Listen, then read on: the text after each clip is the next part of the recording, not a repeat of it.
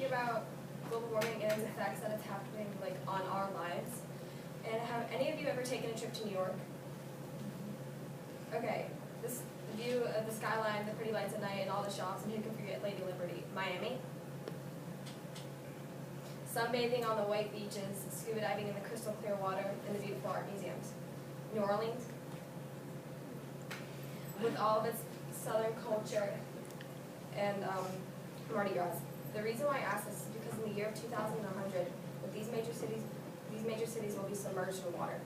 This is predicted to happen because of greenhouse gases in our atmosphere, and as most of you know, the ocean absorbs 90% of this heat, causing the water level to rise 3.2 millimeters a year because of glacier melt. Making cities close to sea level prone to becoming submerged. So do me a favor and think about how many people live in these cities, let alone New York. All those people will be flooding into the rural areas, making crowding an issue.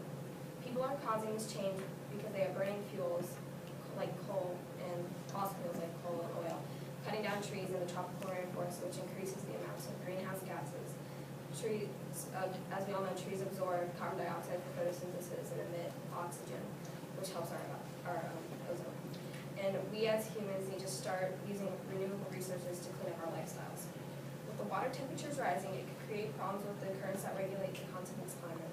And as we studied in science, we all understand the importance of the warm climates going to the northern continents to make winters less harsh, or the cold currents traveling to the southern continents to make the summer heat less excruciating. The collapsing of the system could create a rapid temperature change.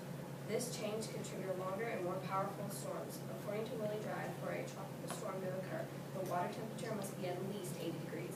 If the water temperature is already this high, imagine how the increase would affect our weather system. Now let's go to another continent to look at this next reason. Australia, the Great Barrier Reef, is the largest coral reef in the world, a habitat to amazing creatures, sea snakes, turtles, and 215 different species of birds.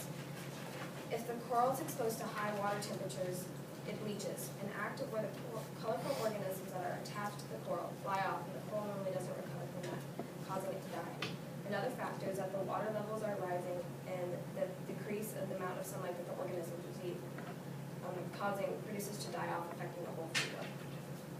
So many species populations are decreasing because of our stupid actions. So many people are lazy and don't want to find a new solution to our filthy energy sources. People don't want to accept the fact of global warming, but what else is causing this? Have I opened your eyes to see what we are doing to our oceans? The rising of the temperature is something we need to start reversing today.